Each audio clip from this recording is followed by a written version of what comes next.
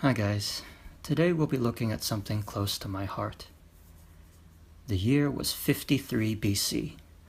Crassus, a multi-millionaire Roman politician, led an army of 50,000 men to invade the kingdom of the Parthians, hoping for an easy victory. But in the ensuing Battle of Carrhae, the Parthians crushed the invaders, leaving 20,000 of them dead in the dust and capturing 10,000 more. What happened to those 10,000? This captured the imagination of one Homer Dubbs, an Oxford scholar. He looked at another seemingly unconnected event, the later Battle of Zhezhi in 36 BC, where Han Chinese troops killed the Xiongnu warlord Zhezhi. Yes, historians have very little imagination when it comes to naming stuff. Strangely, accounts of the battle mention soldiers on the Xiongnu side assembled in a fish-scale formation, while the Xiongnu fortress where Zhezhi was hiding boasted a double wooden palisade wall. And yet another seemingly unrelated fact he looked at was an odd little town in modern Gansu province in China with the ancient name of Liqian. Its name first appeared in Chinese records around AD 5. This name, Dubs worked out, was in fact the ancient Chinese name for Alexandria, one of the great cities of the Roman Empire. And that's what the Chinese, in fact, called the Roman Empire, a bit like calling Britain London, or the US Washington or New York, or China Beijing. And so in 1957, he put forward a groundbreaking idea. Some of the survivors of the Battle of Carrhae not only managed to escape the Parthians, but made their way east to the Xiongnu, where they served Zhezhi as mercenaries. They're the ones who built his double wooden palisade wall, and the ones who put on the fish-scale formation display. Think of the Roman testudo formation. And after Han troops stormed the city, they took these Roman mercenaries prisoner and settled them in a town in western China. This town was called Liqian by the Chinese, their word for Rome, in recognition of the strange origins of the town's newest inhabitants.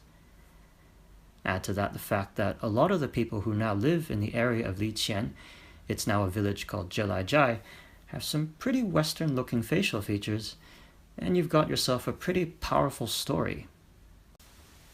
How true is this? I've seen a fair few books, websites, and films put this idea out there as historical fact. In this video, we'll be looking at the evidence that suggests this idea might be true. First, let's start with the Western literary sources. We have Pliny the Elder, who said this: Margiana is 70 stadia. Here is where Orodes took those Romans who had survived the defeat of Crassus. Next up we have the poet Horace. He said, Didn't Crassus' soldiers live in vile marriage with their barbarian wives and grow old, serving their hostile fathers?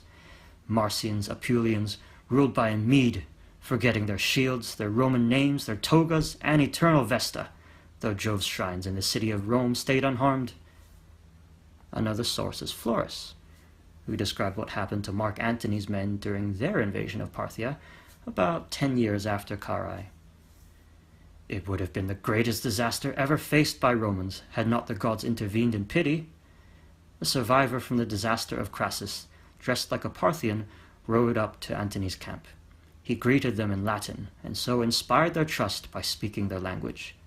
He then warned them of the coming danger. Next up is Cassius Dio, who said this: King Phraates was afraid that Augustus would send an expedition against him, so he sent back to him the eagle standards and all the captives from Carrhae, except for those few who had killed themselves in shame, or who stayed behind by hiding themselves.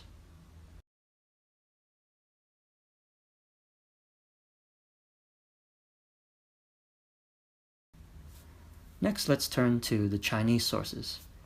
The first one we should look at is the Book of Han, written by the scholar Ban Gu a couple of generations after the Battle of Zhezhi.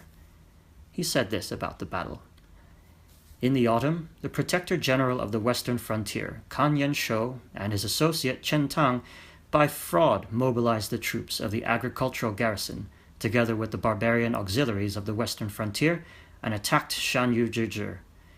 In the winter, they cut off his head and sent it to the imperial capital. In spring, the emperor held a feast, and the documents and charts concerning Zhizhi were shown even to the honored ladies of the imperial harem.